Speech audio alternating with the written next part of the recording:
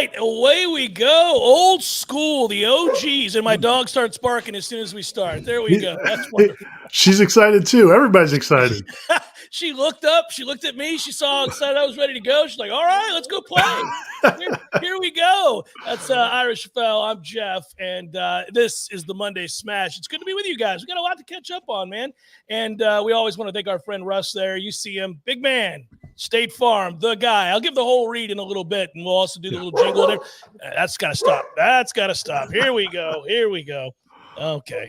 First Monday Smash in a while, and I was pumped, and my dog is losing her mind. That's okay. That's okay. So, hey, how are you, partner? I'm good, man. I'm good. I'm fired up. It's a big week. Not only you got FSU playing Florida in baseball tomorrow, then they got Miami for 3 games this weekend. How lit is Howardson going to be in like the next few days? That does remind me of many moons ago and how awesome that place can be, and it's been that way this year. By the way, do you remember? I looked it up for a story because if Florida State beats Florida tomorrow night, it'll be the sweep. It'll be the first time they've ever done it in this format, the format you love so much. It's really grown on you over the years. Do you remember what year they started it?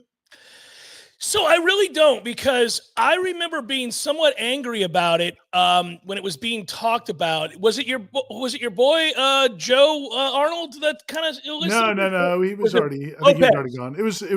Yeah. I think it might. No, I think it was the other dude, Mac. What was his name? McNamara. The guy. I forgot about that guy. It was that guy. He wasn't there for long. But yes. I thought Andy Lopez came in and was like, we're not doing this. He was already gone. McMahon. So it was Jason. 2004 was the first year. And that those first 3 years, they actually did it 2 games in Tally and 1 in Jacksonville, or 1 in Gainesville, or 2 in Gainesville, 1 in That's right. 1 in Tally. And then 2007, they switched to the 1-1-1. Which, if you're going to do it, I like the Jacksonville game, but I can't believe it's been almost 20. It's been 20 years. I mean, 20 years. Because when they first started doing it, a lot of us weren't thrilled. You particularly, you went on the airwaves continually ripping it. It's been 20 years. So I'm going to go ahead and limit and say you didn't have much sway in that issue, Jeff. It's 20 years. They don't give a crap what you think. Well, I bitched about it just like I bitched after 9/11 in 2001 when they used it as an excuse. They talked about security being the reason that they were going to regionalize the postseason tournament. And in doing so, they screwed the teams in the South, because what you had was all of the great baseball being played in the South. And so all of a sudden, if you were in Big Ten country and you happened to get to the postseason, you were taking on some bum out of that conference or somewhere near there, and not having to take on an Auburn, an LSU, a Florida State, a Florida, a Georgia, an Alabama, and so it drove me nuts. I hated all of it, and and I also thought it was cowardice. Like, don't do that. Don't tell us it's for security reasons. Don't use an act of terror as a reason to hide behind a financial decision. I hated it. I didn't win. I didn't win. Nothing's changed. But it is, but anyway, it'll be historic if Florida State can sweep all 3 games from the Gators. And the way it looks right now, they got a good shot. Florida now is 17-14. They, I think they're out of 2 of the polls. D1 baseball just can't quit the Gators. They cannot quit the Gators. Still hanging in there at 24, even though they're barely over 500 2 months into the season. They fell in love with them long ago, and they've never been able to shake it. And so, and conversely, Florida State has a 4-1 week and breaks into the top 10 in every poll. How about that? That's a begrudging top 10 poll for D1 baseball. They're like, I guess. I mean, Jesus, man, if you're going to keep winning, I got to do it. But yeah, man. And really, I think the way that it's happened too, and we'll get into football here in a second, but we got an hour. We're going to have fun. I think, too, like all these times we're watching different guys in that bullpen who we were scared to death of come in now and pitch really well. What happened with Oxford? What did he go 3 1/3 and got out of a pickle there, and in the 6th, bases loaded, and then it just keeps happening. It's a different guy every time, and it's exciting to watch those guys. They're legit good. I mean, it took me about 10, 12 games ago. They're legit good. Now we're just kind of judging, what kind of good, but I think they're good enough to have a chance to win the conference and, be in it in the super regional. Yeah. And you look at, even this weekend, Cam Smith isn't really hitting, and he might be your best most talented player. Mhm. And he's kind of in a little bit of a slump, and you still go on the road and win 2 of 3 in awful weather. Again, it's nothing, beating Boston College 2 out of 3 isn't the greatest thing ever. And really, you could have won all 3.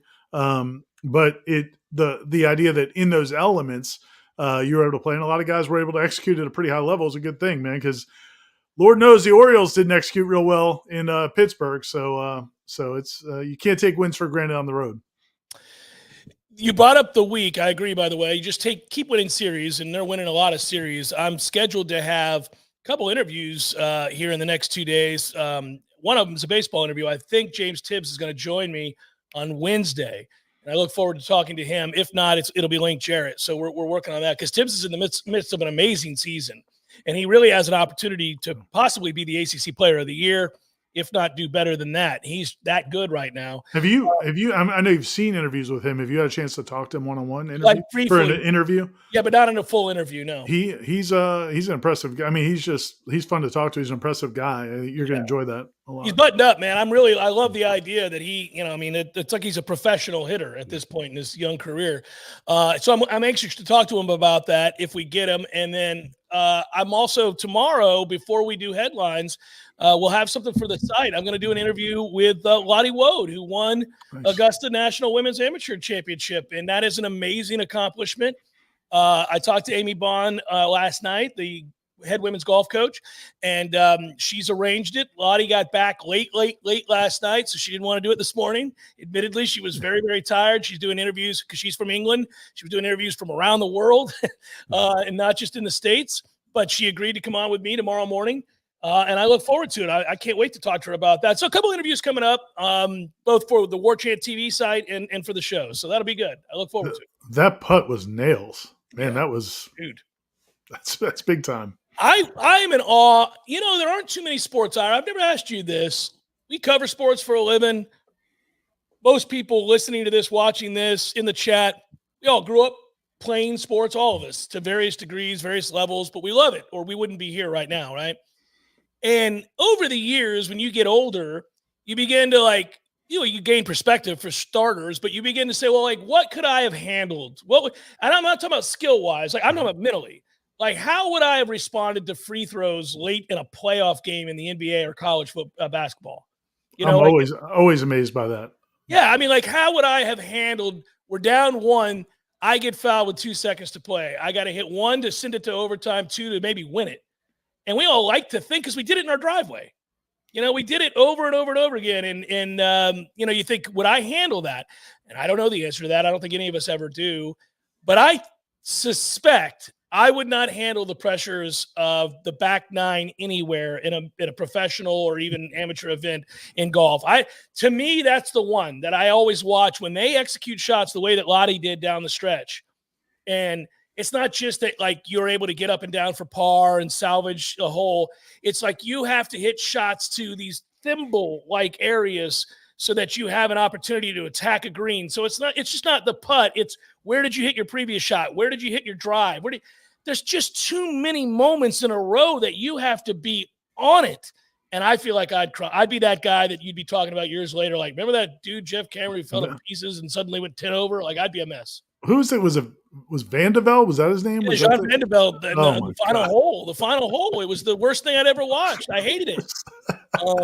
And years later, by the way, he did a Nike commercial where I got to give him all the credit in the world. He once said, because he only needed a 7, and he once said that in retrospect, I could have played that hole with my putter and probably and then they did it. Nike did it. They had him play the hole with the putter, and he did it. Yeah, I always to me, putts and free throws are the two, just because everything is stopped and everybody's just watching you. Athletic, if you were so skilled in the framework of the game, the heat of the battle, to me, all of that, the adrenaline's running, and you are so highly trained that you don't have time to think about anything other than making that play. To me, that seems a little bit easier than just looking down at that ball or looking at that rim. And obviously it speaks to not only how skilled these people are, but the way they have created a process to clear the mechanism and just focus only on block everything out, the situation, everything else, and just focus on that executing that thing that they've done 10,000 times or 10 million times. Yeah. And that's the key to it. But man, it seems a whole lot easier said than done. Yeah, and I think if you're ever able to do it, it gets easier each time. But like just getting over that first one where you're like, okay, I can do this. I can do this. And then you learn about the adrenaline and all the other stuff. It's nuts. Hey, man, what did you make of what Mike Norvell said? I know you wrote a piece on warchant.com, and I read it about the scrimmage, and I was really encouraged. I'm glad you chose the storyline that you did with the receivers, because I think that's an area where I'm like, okay, that's a ton of talent, but who's going to step up, and will they step up, and how soon? That was pretty well documented by you in in that story, and then what Mike had to say. I thought it was good. What do you think? Yeah, I think that that was the topic coming into the spring that we all wanted to see how that played out, because obviously they lost so much production from a year ago, but you brought in so much talent, and then you have existing talent and want to see how that play out. I think we talked about it last week on Headlines, is just the idea of, okay, well, who's going to be the guy that you can count on out of that scrimmage? I don't know that we still know for sure who that person's going to be. I think if you're putting odds on it, probably Malik Benson's got the best chance. But again, we all know he's not that big body guy. He's not, going to be posting up defensive backs the way Johnny Wilson would, or he's not going to be just snatching balls out of the sky like Keon Coleman.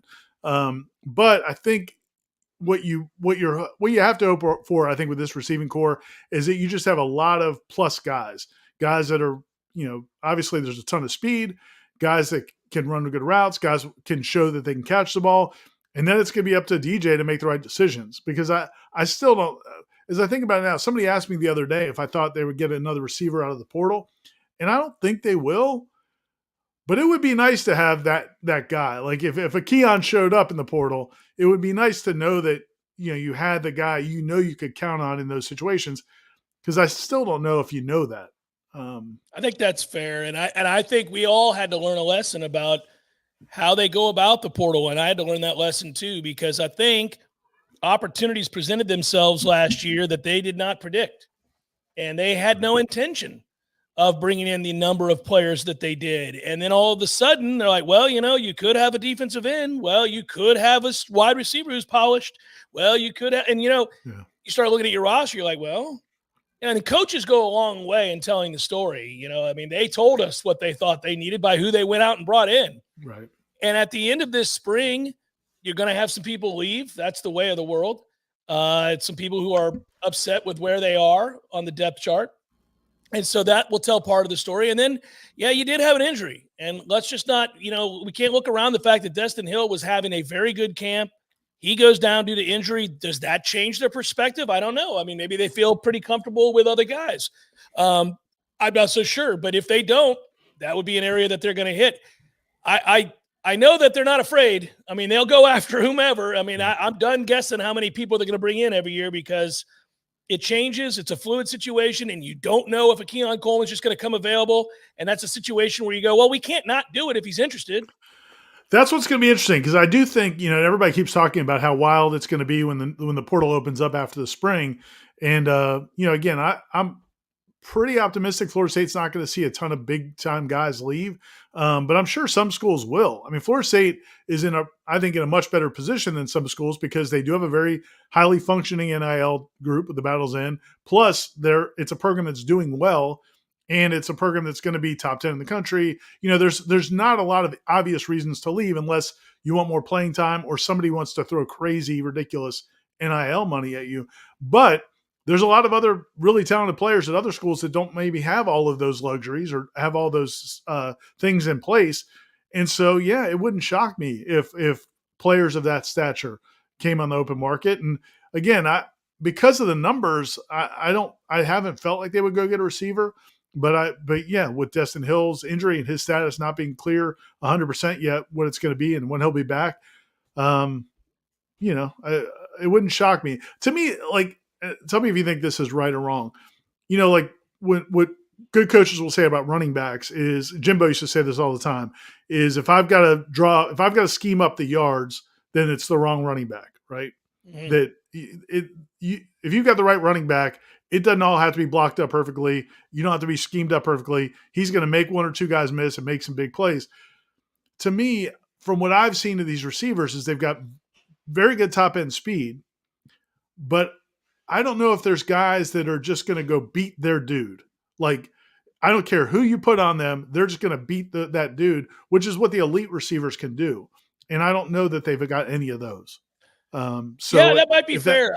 If that came open, then that would, that might. Oh, if you have a can't miss, I think you got to do it. Like if all of a sudden you looked up and, I don't know who, name a team, like USC's best receiver from a year ago who had 900 yards and was going to be a senior, you might be like, well, that dude we know can play. Or I'm just, hypothetical out there.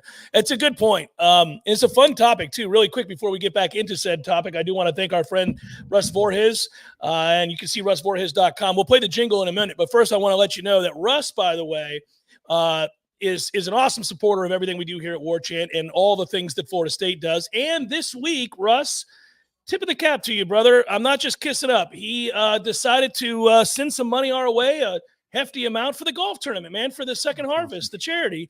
And he didn't even want a team.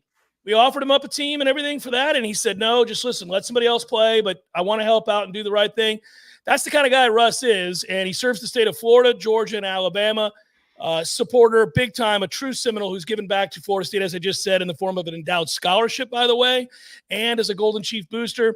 He's one of Warchant's original sponsors, so he's all in, guys, with offices in Jacksonville Beach and Orange Park and the ability to meet virtually at your convenience. He'll come find you. He'll work with you. He is that kind of guy, and I like hanging out with Russ at the ACC championship game. He was all in and fired up for the Noles to win the ACC championship. RussVoorhis.com. Play it, Ben. Let's hear it, baby.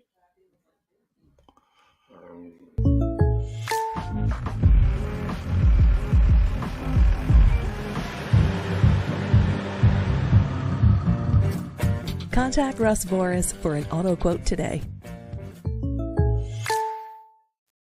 If you had to go in the portal, Ira, and you've seen this team, we've watched them. We have not been able to see the scrimmages, but we have watched the practices. As of right now, and it's a fluid thing, as we were saying, you could change. Where's an area that if you had to put your money on, that you think they're going to go out and get somebody? What's a thing you say? It's not necessarily indicative that they're awful there, but maybe they're a little thin or they could use more experience, something like that. Where would you say they choose to go? I don't know if the answer has changed at all for me from, I think, the last time you and I had this conversation, maybe on your show. I still think if you were going to go get a capable player, not necessarily a star, but a capable player, to me, the two spots I'd probably look at first would be D tackle and linebacker. I think they may be fine at linebacker. They're pretty excited about what they've seen from those young linebackers. They keep talking up Omar Graham, and now he's getting close to full speed. DJ Lundy obviously is a guy that's going to start. But I still feel like it wouldn't, it would be nice to have somebody that was proven in that group. And then defensive tackle, I just, I thought I'd see more from maybe a couple of the younger defensive tackles. I think they're fine there. I think they've got a two deep that can play. When you talk about Josh Farmer and Daryl Jackson, that's could be an elite defensive tackle combo. And then behind them, you got Grady Kelly, and you've got obviously Farmer, you mentioned already, yeah. Yeah, but Durajaye is a backup, and you've got Daniel Lyons and KJ Sampson. And I think Lyons look good, yeah. Yeah, it'd be nice to have one more guy if possible. But then, to me, receivers one where just if something elite popped open. But other than that, I don't know. Even if a great running back showed up, I don't think you take one. If it may be some crazy phenom, maybe you just go nuts. I don't think a DB, there's any chance you take a DB. I don't think you take a defensive end. I think they feel pretty good about that group. I don't think you take any offensive linemen. Now, if a great tackle, but I don't think that's going to happen. So to me, those are the only spots I could see. Is there any other? I don't even know if there's another spot I could see them really looking to make a move. No, wide receiver, like we talked about, and defensive tackle. I agree with you there. I think maybe tight end. Right. Yeah, that's fair. Yeah, I think maybe tight end. And what I mean by that is a blocking tight end. Yeah. That you would need somebody that fits the parameter of what we were saying, right? Here's a guy who's done it. He's a redshirt junior. He was a stud at whatever, Illinois. I don't care. Just you've seen him do it in the Power Five, and he was really effective.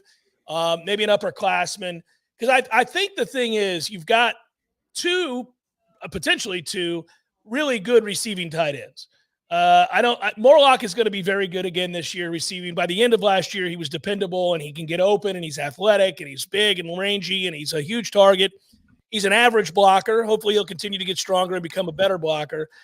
It's an awful lot to ask of Landon Thomas in year one, even though he is a big-bodied kid, to come in here and block, college defensive ends and linebackers and so forth. So I don't know if they feel comfortable at that position. Because I don't know, can you count on, and I'm not trying to dog kids here, but can you count on Jackson West? Can you count on any of the tight ends, frankly, that aren't the two that I just named? Well, the reality is, Brian Courtney was a quarterback in high school, so he's converted to tight end, and he's, doing a good job, and he can go out and catch passes. It would be a lot to ask him to block 250-pound defensive ends. Yeah. Jarrell Powers was a receiver in high school. I think Jackson West is probably the closest physically of that group that you mentioned, but like you said, he's had some injury issues. Now maybe he'll get over that. That happens sometimes. There are guys who maybe a year, 2, 3. Shoot, think about Landon Dickerson. When Landon Dickerson went in the portal, different position, but offensive line. When he went in the portal, everybody knew he was super talented. But I remember saying, and I think plenty of other people said, well, good luck keeping him healthy, because he couldn't get through a season. And then he goes to Alabama and has 2 basically perfectly flawless seasons. And he's an all-pro in the NFL. Yeah. So it can happen. Guys who are injury prone early in their career, sometimes it's not indicative at all. So I just remember getting so frustrated. There were so many things wrong with the Landon Dickerson situation. Some of it wasn't FSU's fault. Some of it was. And then you just had a distrust that was built because of the aftermath of some of the injuries. And the whole thing stunk because it was so evident how talented he was. He was bigger and stronger than the other offensive linemen they had. He's technically savvy.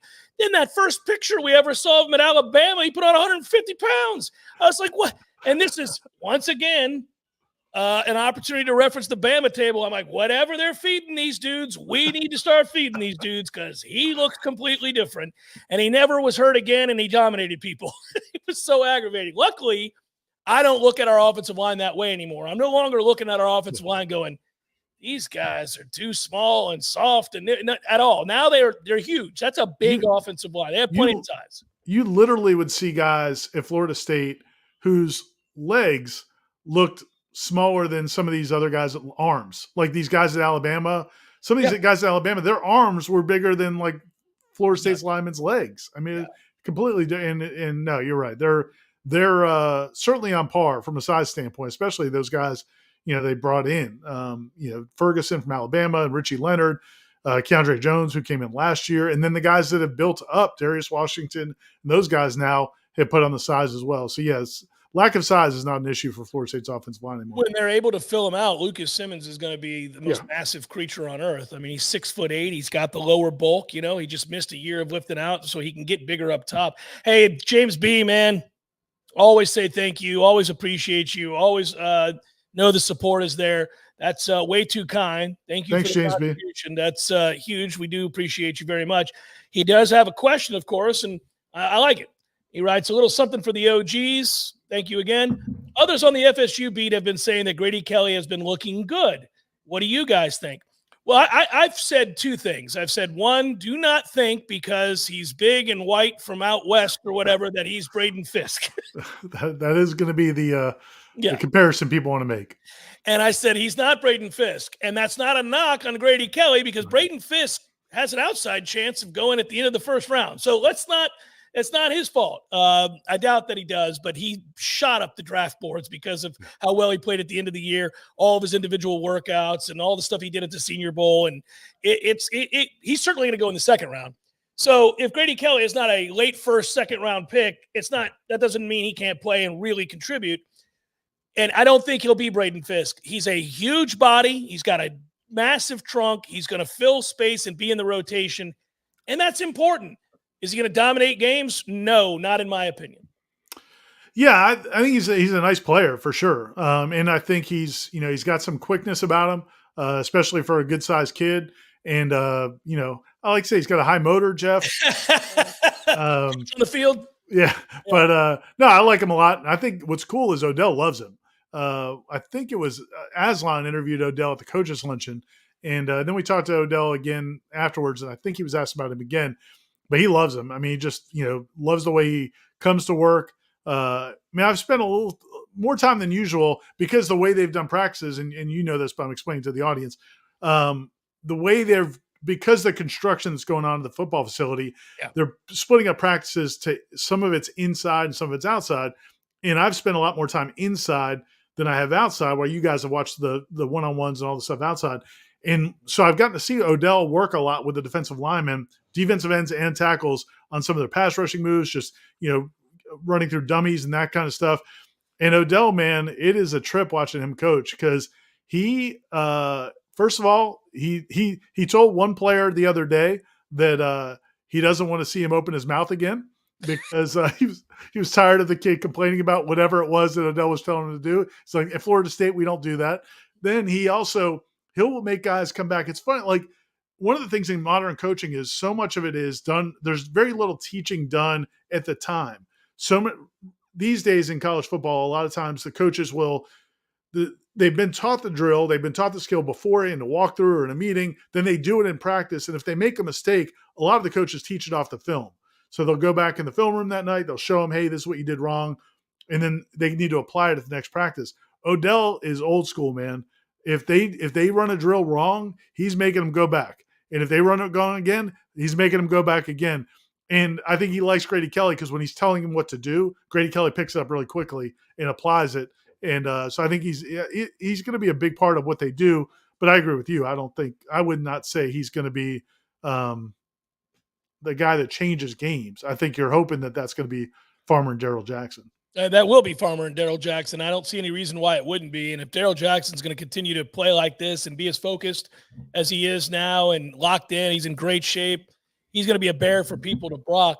I see a lot of comments about Lions in the chat here, and he's been good in this camp. And I like him anyhow. I've always thought he was going to emerge as a pretty good player, and he's already done some things. So I do like him. I think Lions will continue to progress. They've got rotational pieces. You can never have enough of that size and talent and experience at the defensive line position. I think that's why Ira and I are kind of saying, like, if a guy's out there and he's done it and he's had a lot of experience and you need one more guy and you can get him and he's excited about maybe coming to Florida State, I think that might be an area that they would pull the trigger on. I'm gonna guess that it is. But like you said, so you'd be talking about Kelly and Durjaye, probably second team, maybe KJ Sampson, Daniel Lyons is probably third team, or KJ or Daniel Lyons second team and the Durjaye third. So you got six guys. So again, I don't want to present it as there's a concern there, but I don't think it would be a bad thing if one came available. Cody asks the question, and thank you, Cody. We appreciate you. For the GOATs, nice of you. Do you think that Cam Davis could have a higher ceiling this year than Keziah Holmes? Sure, he could. I won't say that he will, but he could. You guys know, when I saw Cam Davis, I don't break down a lot of high school tape. It's not my thing. It's not my cup of tea. I'll let others do that. But the first time I ever saw his film, and he's playing quarterback, but when you watched him, you're kind of going, ooh, that is really, really elite balance. And he's too big and strong to be in high school. That was criminal what those poor kids had to try to tackle. I would have been frightened. And he's looked good in camp. So I said today on the show, Ira, let me see if you agree with this since we're talking running back for a second. I'm very aware that when I say that this might be a more productive passing game, people think I am taking shots at Jordan, and I'm not. And when I say it may be a more productive running game this year, people think I'm taking shots at Trey Benson, and I'm not. What I am saying is that I think they have a greater depth of talent at running back this year than they had last, and they're all different kind of guys. They've got speedsters, they've got size and bruisers, and they got pass catchers out of the backfield. They've got everything that you could want in terms of balance. They can play it any way you want to play it. We got between the tackle guys and guys that catch the edge and are gone. Yeah. So I think that they have more versatility at running back than Mike's ever had, and I don't really think it's that close. Yeah, I think you're right. I'd have to, I didn't watch a ton of Memphis football. All of his time is Memphis time. And I know he had a bunch of guys that turned into backs in the NFL, but a lot of them didn't even play running back in college. Like they were receivers or whatever. So I'm inclined to believe you. I have a hard time believing he had more depth and versatility than he has right now and talent than he has right now. This group's impressive. And I'll tell you what, like the combination of this group being very, very good and this offensive line being much better, which I think, man, everybody I talk to around the program seems to be really confident this offensive line is going to be a lot better. It sounds like people are really excited about what Armella is doing at guard. I think there's a lot of excitement about the young tackles and the health of some guys who maybe weren't healthy last year. So there's a lot of excitement about that offensive line, and that backfield is going to be really good. So, and then you've got a big arm quarterback and speed at receiver, which maybe he'll back off some of the underneath coverage. So, yeah, man, I think there's a chance the running game could be really good.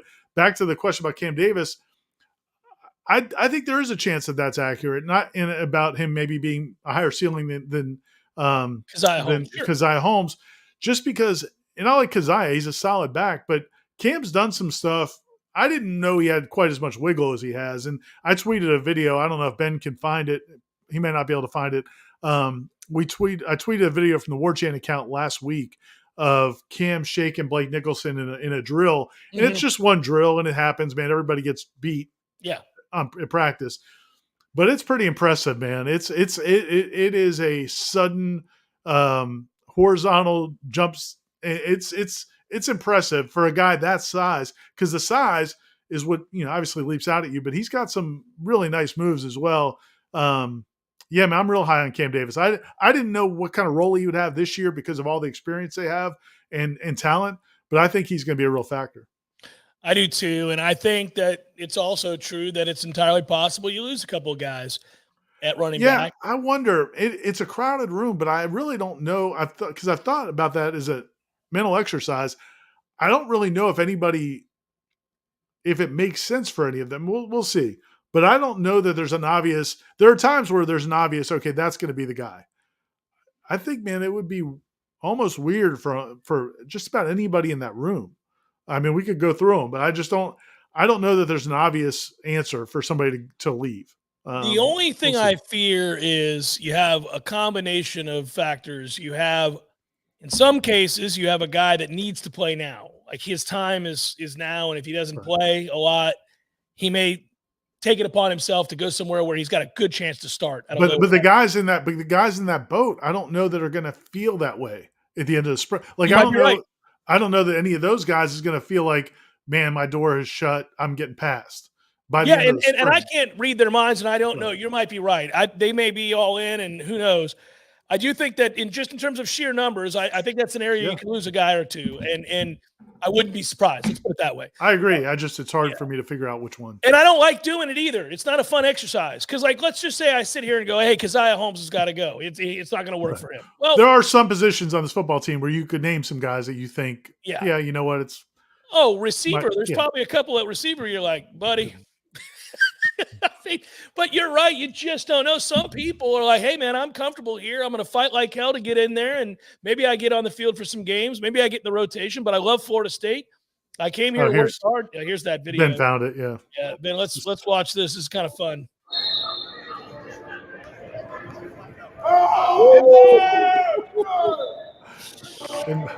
So, by the way, Ira and I are standing right next to each other during this play. Yes.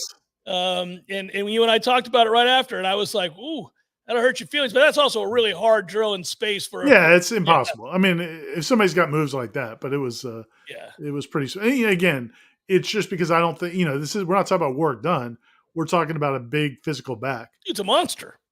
Yeah, he's a monster. Blake's had a great camp. So that's the only I always feel bad tweeting a video like that because it makes Blake maybe look bad, but he's had a great camp. Well, it's not like you tweeted, look at sorry-ass Blake Nicholson here. I mean – that would have been something from the Warchant account. Yeah.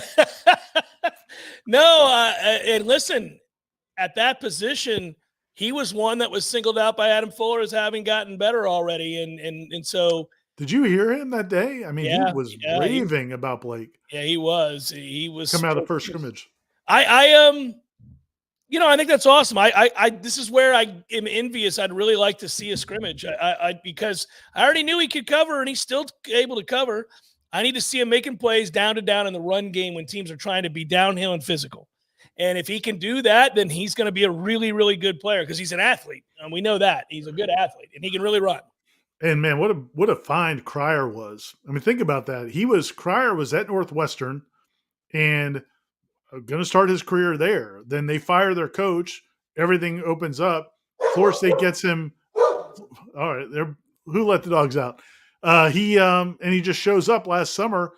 Man, he's a nice player. I like Cryer, and not only is he a nice player, but he's a really good, perfect fit for that room and for this team. I mean, that was a really nice fortuitous get for Florida State's linebackers. It's huge, and I think he's got a chance to be really good. And I've been excited about him for a while now. But then I think this camp has really kind of made me excited. He's had a couple of picks. He's made a couple big plays. They got a chance to be better. I've dogged that linebacker room for some time. I mean, mainly I've dogged the fact that they didn't have a ton of versatility and that they haven't been able to cover exceptionally well. But I think they're in a position now where they're a little bit deeper than I gave them credit for, and they may be a little bit more well-rounded than I thought they were coming into camp. So that's a good sign. The other thing I was thinking about Cryer, watching his brother play for Houston. For people that don't know, his brother is a point guard for Houston's basketball team, one of the number one team in the country for part of the year, one of the best teams in college basketball. I was thinking, like, imagine living on their block. Because remember, like, when you're a kid, like, there's always the kid in your neighborhood that's great at everything, and you're, like, always pissed off that, oh, man, I got to play Joey, I got to cover Joey at receiver or whatever. And, like, there's that kid that's always well, they had brothers. One of them ends up being a Division I football player at Florida State. One of them ends up being a point guard for Houston in basketball, and they're on your block. Yeah. Like, that's who you got to play sports with growing up. I'm guessing they ran things back in Texas. Pretty brutally, like, man, this is nonsense. We'll pick up with them again? Really? It's your turn this time. I'm not doing it. Somebody asked a question. Renee asked a question whether or not Cam is as fast as Trey Benson. No, I don't think so. No. I don't. This is the thing, Renee, that made Benson special, is that you shouldn't be that big and able to run that fast. Now, nobody is. No, it's weird to be 223, 225 pounds and run a 4.39. That's a problem. Now, Cam may do some things. First of all, Cam is huge, so size is not a problem. But he might do some things better than Trey Benson. He could have better vision. Better vision. I think it's entirely possible. I think if you're going to knock Trey Benson, and that's not what we like to do, but if you're going to knock him, I think they were a little frustrated with him at times last year. He was a boom or bust guy, and when he was boom, he was incredible. But there would be way too many runs that went for nothing that were schemed up, and so you're like, okay, well, all right, we got enough blame to go around here. Offensive line, quarterback, running back, all of it kind of led to some frustrating moments for this offense. What if down to down, Cam is more consistent? He might be. It wouldn't surprise me, but he's not faster than Trey Benson. Yeah, no question. And the other thing you got to, I've tried to remind myself with running backs is there are certain running backs that are better fits in different systems. Certain running backs, and so you got to weigh all of that. I mean, a guy, again, Trey Benson, if he had been with Mario Cristobal and like gone to Miami, like he didn't have a lot of opportunities at Oregon because he was hurt, but if he had followed him to Miami, maybe he doesn't become the same kind of guy, but Norvell really put him in a good situation. And now some people think he's the best back in the draft, right? I think I've seen some lists. With running backs, it's always strange. With running backs, it's like, it takes one team to fall in love with you and you're good to go. But, the priority of running back has really fallen off. In our lifetime, Ira, I don't think I've seen anything change more in the game of football. Maybe linebacker is currently rising on that list of positions, especially in college, that aren't as important as they used to be. But, man, running back, we grew up at a time where running back was everything. It wasn't quarterback. It was running back. And I remember as a kid when we'd be playing, in my neighborhood, like you're describing, playing in the front yard, we'd have kids from everybody was their favorite running back. Everybody was, Tony. I was Tony Dorsett or whatever. I'm like, you had to be a running back. And that was the only position, again, for people that are in their 20s or teens watching this, that you're not even going to believe it. Who the hell is Tony Dorsett? But yeah, man, like back in those days, it was like, if you're talking about the Redskins, you talk about John Riggins. If you talk about the Cowboys, you talk about Dorsett. Yeah. If you talked about the Lions, you talk about Barry Sanders. It was always the running back. I mean, quarterbacks also, but running back was it, man. And it is so far from that anymore. But again, the thing about Trey Benson is, and I think, that speed, man, like that's why, they're going to they believe they're going to figure out a way to get him out in space, and that speed, it plays on any level. Yeah, Renee, I saw Bo Jackson as well. Saw him in Poe's another one. college and saw him in pros. Herschel back in the day. Oh, Herschel Walker. Good Lord. I mean, think about that, the trade. Think about that trade. Yeah, it's crazy. They traded like how many picks Well, for a running back? Yeah, so Dallas ends up winning 3 Super Bowls in 4 years because of the trade with It's like Minnesota. 4 first rounders or something crazy. Well, they ended up getting Leon Lett. They ended up getting so many players out of that deal. Yeah, it was an amazing thing to think back on. Yeah, it's true. And I did it with Florida State. Now, I was always partial to running backs anyhow, but then I ended up being friends with a guy that went on to play running back at Florida State, and I just loved that. I remember thinking this is the coolest thing in the world. Anymore now, man, the game's changed an awful lot. Quarterbacks rule the day. We all know that. So why don't we segue to quarterback? Because we have spent no time speaking of this, and I will ask you, I thought, Tom and I talked about this a little bit today, it's a really good sign that Mike Norvell said that DJ had his best practice / scrimmage and that he took ownership, quote unquote, and that he seemed to have control of the offense. That's exciting to hear. I would argue it's a little early in the process for that to be the case, so that's good news. It's funny you say that because I was thinking about it last week leading into that scrimmage, that I wonder if Mike Norvell had a time frame that he wanted to see it, because they'll never say that. Right. You know, we used to ask Jimbo, you ask Coach Bowden, you'd ask Norvell, like any coach you ask, the question's always like, when do you want to know who your guy is? Like when do you need to know that separation? They do know, but they don't want to tell you. But they never want to tell you. They'll never tell you, right? Yeah. And so I was thinking about that last week. I was like, okay, I wonder what is in his mind for when he felt like, okay, it's going to start clicking. Because DJ, he's, at this point last week, I mean, he'd been 7 practices or so, which is not a lot at all. No. But he was here since January, and I think he knew he was coming even before he got here. So he's already asking for the film and asking for the playbook. And so he's been doing all this studying on his own. He's a real diligent kid. And I can't emphasize enough. I've had a few chances to talk to him. Super impressive guy. I mean, it focused to whatever you thought about DJ and why it didn't work out at a high level at Clemson. I don't believe any of it's his fault. Like, I mean, he is diligent, a hard worker, humble, wants to be good, everything you'd ask for in that standpoint. And but then you wonder, okay, like when is it going to take off? And he's been fine. I mean, he's been good in practice. Some of the throws he's made have been incredible. Yeah. But I don't think, you watch him practice, you haven't felt like, okay, this guy has mastered this offense, incrementally better and more comfortable. But yeah, no, I think that was I don't want to say a watershed moment, that scrimmage, but the way Norvell talked about it, and then just talking to other people as well. I mean, it sounds like he really kind of there's a clear separation now. Like it's become apparent now that he's going to be the guy. Like if we all knew he was going to be the guy, but I'm sure some people wondered, okay, when's he going to really separate? It seems like that has already started. And again, they don't play for 5 months, so it's just a really good sign. I will tell everybody listening now, and you guys can go back and watch it because he did it at Oregon State and he also did it at Clemson. We get to see it on a regular basis. Ira, man, every once in a while, and it's not, I don't want to make it sound like it never happens. It's actually every day, at least once.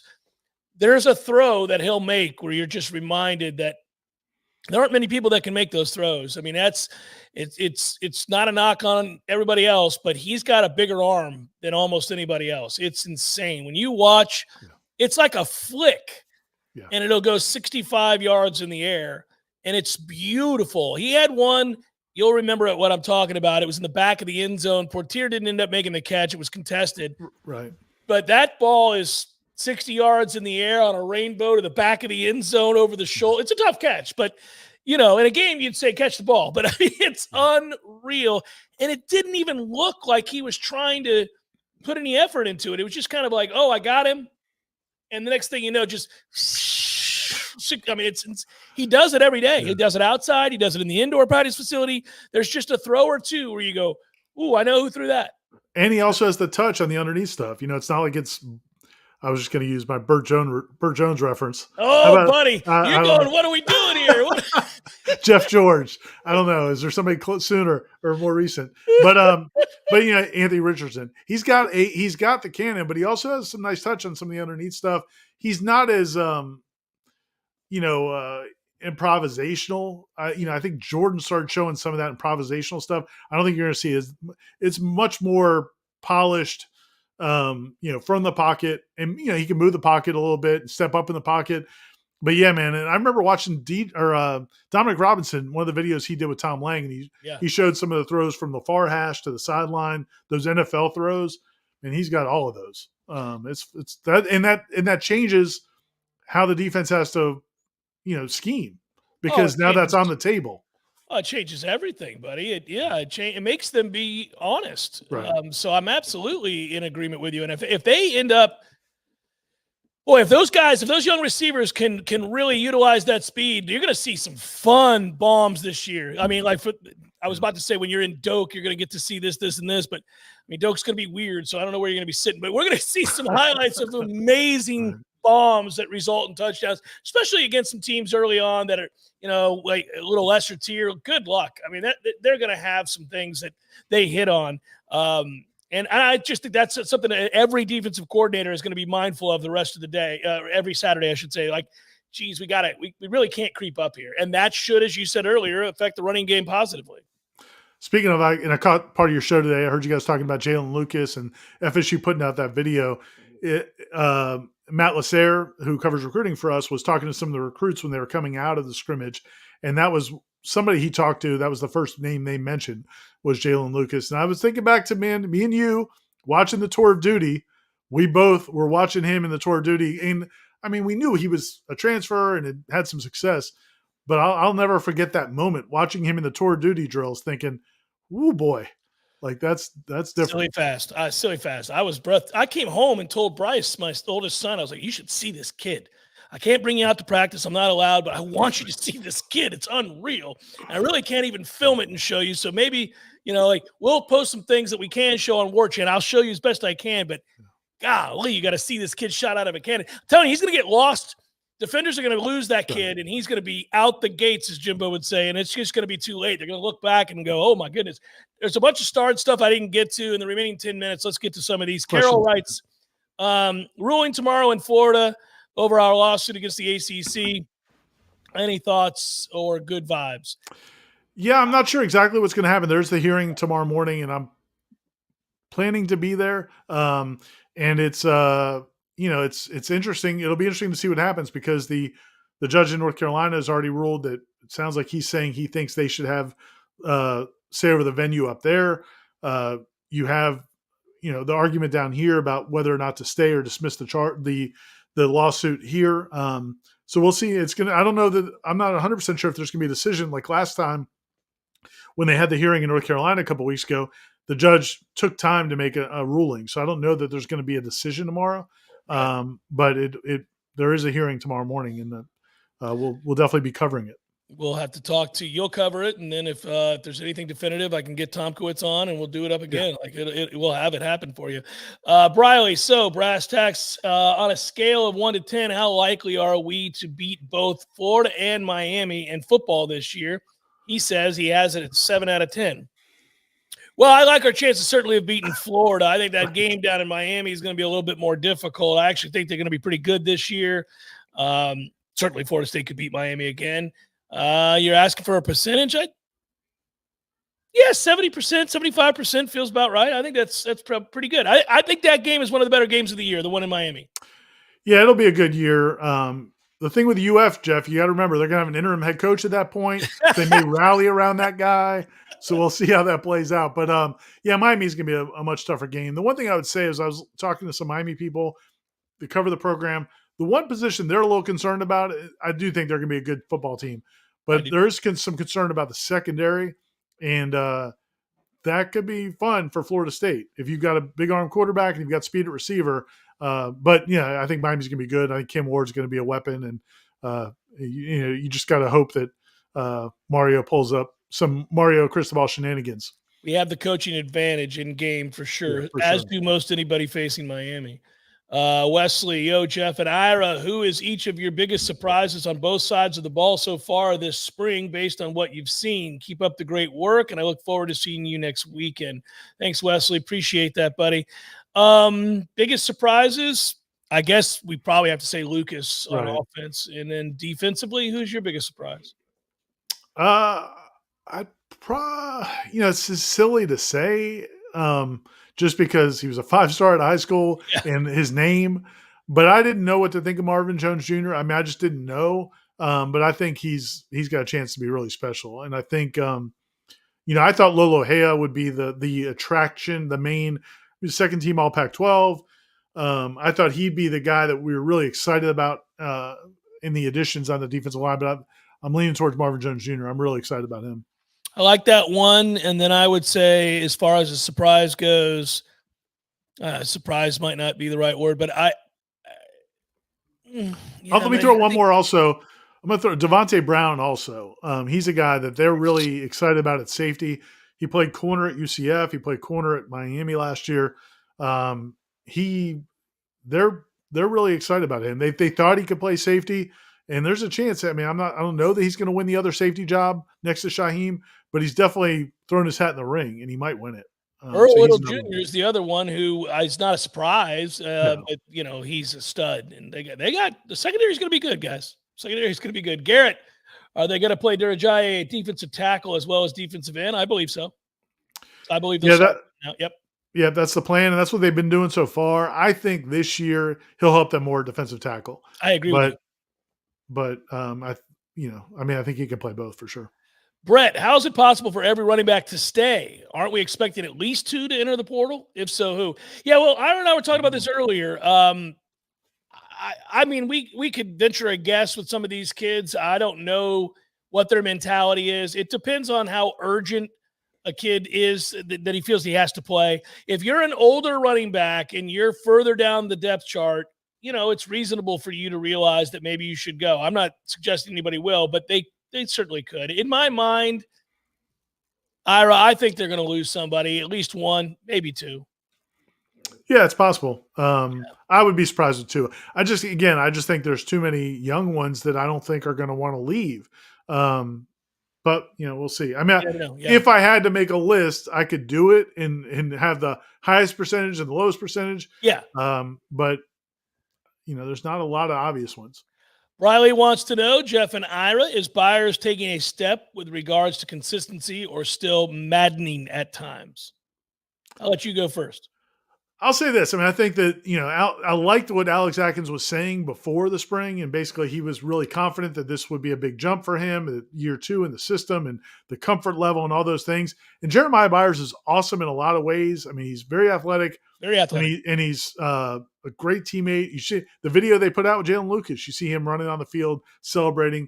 He's all in. I still sometimes in one-on-ones and some of the pass protection stuff, I'm still not like, okay, this guy's a stud, So I think he's going to be challenged by some of those younger guys. And, we'll see how it plays out over these next couple of weeks. But I haven't seen what I was hoping to see necessarily. It's not like he's been bad. I didn't think he was bad last year, but he's not been dominant that I've seen. I agree with you. And by the way, if you want to get excited about a couple of guys on the offensive line, would you agree? I agree that Armella's had a good camp. Right. Yeah. And I'm excited about Armella, sliding him inside at guard. I think he's got a chance to continue to grow and do some things there. And then I love Otto. I love Otto. I bring him up. I love him. That kid. And you talked about Lucas having a frame. Yeah. Otto's another one, man. Those two guys may end up being bookends for multiple years. I mean, they're studs. And I like them a lot. And then again, you've got some other options. So it'll back to Byers. I mean, I think you just want to see him. You'd like to see some dominant reps, Yep. And I just still haven't seen a whole lot of dominant reps. Let's get to what everybody wants to get to. The Pirates currently lead the Tigers 5-2, Ira. That game is in the bottom of the 4th. So, guys, wanted to get you your update. Orioles, are they playing today? They're off today, Jeff. We're licking our wounds today. Yeah, that was a great series, my friend. That was a great series. Depends on your perspective, Jeff. Depends on your perspective. I did not feel like we played very well. So I thought we kind of gave away some things too. So maybe we can meet again in the World Series and be crisp. And be crisp. That would I be knew you were noted. watching the bottom of the ninth yesterday. You notice, now let's tell the people, I didn't send you a text first. You sent me a text. Yeah. I jumped on it pretty quickly.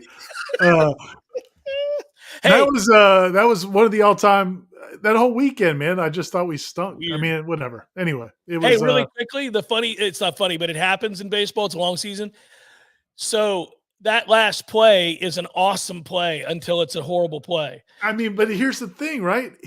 There are how many shortstops are Right. that's even an option? Right. That ball's up the middle, and we're winning the game anyhow, unless he makes that incredible play. But then he makes the play, and he gets your hopes up and then throws it away.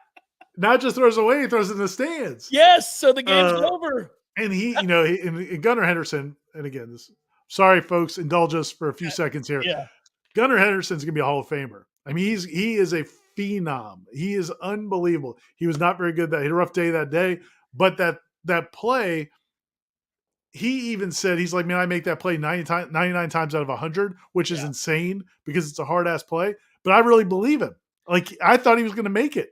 Well, as soon as he got it and I realized he had it, I was dropping an F-bomb like, this son of a bitch is going to cost me a game. And on that play, and he did the right thing. Because at first he put his hand on the back. I'm like, I know. Yeah, then he did it. But the funny thing about it is, how long did it take you to learn that the ball was in the stands? Like, I didn't realize what was going on for half a second. I just realized that the way that everybody was reacting, like there was no rush to go get the ball. Like, where are we getting the ball? your fat ass runner that was coming to second who got in the way is the same guy that took out our third baseman today. I feel like there could be some good rivalry juices flowing between. You don't like Rowdy Tellez doing his job? I do not like Rowdy Tellez. I didn't like the slide earlier in the series. I didn't like him running straight into Gunner's face. Hey man, slide. Anyway, baseball, baby. It's baseball. For Ira, for Ben. Hey, let's say this. Thank you, Russ Voorhis, as always. And let's play the jingle one more time, and I'll give you the rundown on Russ because he's awesome. And I want to make sure if you guys are looking for an agent, you call State Farm, you call Russ, and you make sure that you get his loyal Noel. And could I have one more?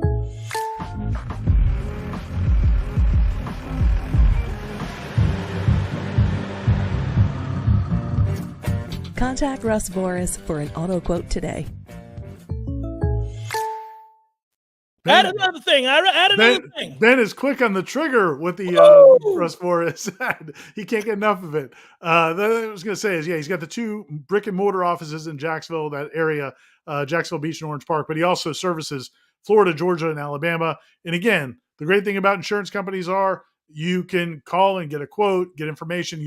There's no hard sell. It's not going to be they're not going to harass you to join them. You can get some information and find out whether or not you want to give them a shot. And mention you saw him on Warchant and specifically the Monday Smash.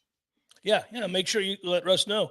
Ira, I will see you tomorrow. We've got Seminole headlines tomorrow, so you guys get your questions in. I think Ira will post that here in a minute. Yes. And then we're also going to be out at practice tomorrow. You got the Florida game at Hauser, which obviously we're covering. Everybody's covering, so we'll have that for you at warchant.com. And the lawsuit. And the lawsuit as well. And Ira will be our man on the scene for that, thankfully. I've got an interview, like I said, with Augusta National Women's Amateur Champion Lottie Wode coming up. We've got a lot. There's a lot going on here as we build towards the spring game. So by all means, if you're not a subscriber yet, what are you waiting on? Go to warchant.com, become a subscriber. And thank you guys for watching tonight. We always appreciate it. Ben, good work. Ira, I'll see you tomorrow, buddy. Thanks, James B. and other folks who contributed and everybody for watching. We'll see you soon.